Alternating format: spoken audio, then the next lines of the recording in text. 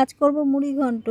তো মুড়ি ঘন্ট করার জন্য মাছের মাথা নিয়ে নিয়েছি, নুন হলুদ মাখিয়ে নিয়েছি, এদিকে চিড়ে নিয়ে নিয়েছি। তোমরা চিড়ের বদলে গোবিন্দভোগ চালও ব্যবহার করতে পারো। আর নিয়েছি টুকরো করে কাটা আলু। মাছের মাথাটাকে তেলের মধ্যে ভেজে নিলাম প্রথমে।